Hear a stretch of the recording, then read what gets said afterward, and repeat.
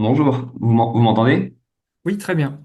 Hop, et vous voyez bien mon écran? Oui, Super. Donc du coup, je me présente, hein, Kenny Buté, je suis chargé d'études au sein de l'agence d'urbanisme de l'Artois.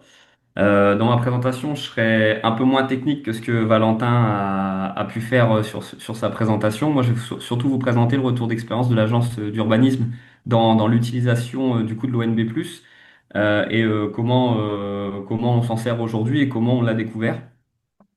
Donc pour cela, au démarrage, je voulais vous présenter un peu le périmètre de l'agence, hein. C'est quatre EPCI, dont deux communautés d'agglomération, donc celle de Béthune-Bruay, celle de Lens-Liévin, et deux communautés de communes, donc celle des Sept Vallées, celle du Ternois. Ça représente à peu près 322 communes pour 730 000 habitants. Donc c'est un territoire qui est occupé par pas mal de bâtis. Donc en termes de foncier bâti, c'est hyper intéressant pour nous d'avoir un logiciel qui recense énormément de données sur ce sujet-là. Du coup, pourquoi nous sommes intéressés à l'ONB+? En fait, il y a eu un questionnement qui a été posé en 2023. Donc, moi, comme je vous disais, je suis chargé d'études énergie et il y avait un grand questionnement au niveau de nous, de notre conseil d'administration et des élus du territoire sur l'interdiction de louer et l'interdiction du coup de louer les passoires thermiques. Et donc, il y a eu une grosse demande d'avoir un ciblage, un repérage de ces passoires sur notre territoire. Et pour ça, après plusieurs phases de bench, on est tombé sur l'ONB+, et on a pris contact du coup avec la société pour avoir des démonstrations qui nous ont enfin, comment dire, qui nous ont plu et du coup qui nous a fait adhérer aujourd'hui à URBS pour pouvoir avoir l'outil. Donc, suite à ça, l'étude a été faite, hein, le ciblage des passoires thermiques a été repéré. Pour autant, on s'est aperçu au fur et à mesure des discussions, nous en interne au niveau de l'agence, étant donné qu'on couvre pas mal de thématiques, notamment concernant l'habitat et les projets urbains, en discutant avec les collègues, on s'est aperçu que c'était un outil qui pouvait aussi faciliter les projets autour de l'habitat, notamment les diagnostics dans le cadre d'assistance conseil et donc les diagnostics urbains. Et donc, du coup, aux alentours de 2023-2024, et encore aujourd'hui, on s'en sert beaucoup dans les diagnostics d'assistance conseil. Et on s'en sert aujourd'hui également dans le cadre d'évaluation de dynamique immobilière autour du quartier des gares. Donc, l'utilisation qu'on en fait aujourd'hui de l'outil, hein, il y a on fait plusieurs utilisations. On se sert notamment des tableaux de bord. Donc là, je vous ai mis un extrait de tableau de bord à l'échelle de l'agglomération de Béthune, Bruyères, Thoilly-Romane. Donc ces tableaux de bord, pour nous, ils sont très importants, notamment dans le cadre des diagnostics qui sont effectués par les collègues qui s'occupent de tout ce qui est lié au diagnostic urbain et à l'habitat.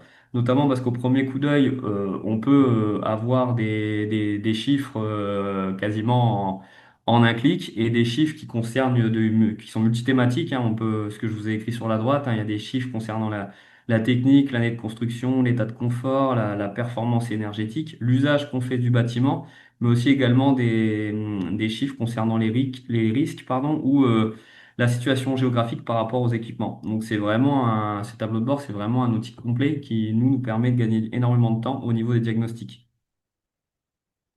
Ce qui est aussi intéressant au niveau de l'outil, c'est qu'on peut également choisir des périmètres d'études qui sont très précis. Donc c'est ce que j'ai écrit ici, hein. On peut choisir des périmètres quasiment à la carte. Nous, ce qu'on a demandé ici à la société, hein, donc à URBS, ça a été dans le cadre de la 2025, de faire des périmètres, ce qu'on a appelé les buffers, autour de 3 km et 800 mètres autour d'écart, ce qui nous permet d'avoir des chiffres du coup très précis, juste sur cette zone clé pour nous au niveau de l'analyse de nos études. Donc ça, c'est quelque chose également, un gros point fort, c'est la possibilité de pouvoir définir du coup des périmètres plus précis que simplement celui de la commune ou de l'IRIS.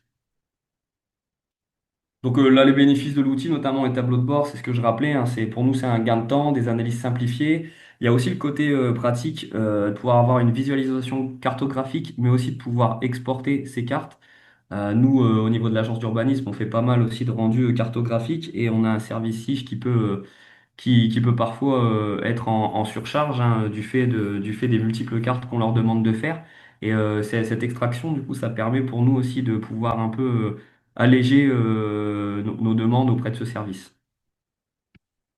Ensuite, il y a l'utilisation du filtre multicritère. Donc ça, c'est quelque chose dont je me suis particulièrement servi en 2023 lorsque j'ai dû faire l'analyse des passoires thermiques sur notre territoire. En gros, ça permet de croiser de multiples données qu'on a dans le catalogue, les croiser ensemble. Ici, je vous ai fait un exemple de croiser les propriétaires qui sont occupants, enfin en location dans leur logement et qui potentiellement occuperaient une passoire thermique, un classe F et G. Alors dans notre étude, on a pu ça également coupler ça avec les revenus moyens touchés par les habitants du logement. Et donc tout ça, ça nous a permis, nous, de définir, grâce à ce croisement de multiples bases de données, un croisement qui se fait aussi de façon cartographique, de pouvoir repérer du coup cartographiquement les passoires thermiques.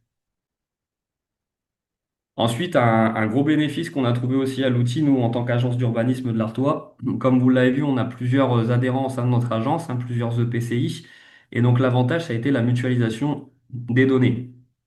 Nous, en 2023, on a commencé à se rapprocher du RBF, on a acquis, URBS, pardon, on a acquis le logiciel et trouvant ce logiciel hyper intéressant, on s'est rapproché des services, des agglomérations membres de l'agence auxquelles on a proposé une visualisation de l'outil avec les personnes du RBS qui ont pu leur montrer l'outil et qui a pu proposer une ouverture d'accès à des tarifs préférentiels pour pouvoir bénéficier des données du fait que nous, en tant qu'agence et en tant que grand territoire, nous avons déjà traité les données sur notre territoire d'intervention. Et la partie aussi intéressante, c'est qu'aujourd'hui, si on a trois EPCI qui ont également acquis le logiciel IMOP, ça n'empêche pas, nous, de pouvoir développer notre outil selon nos volontés à nous, car chaque plateforme est indépendante. Voilà ce que je pouvais vous dire. Donc, merci si vous avez des questions.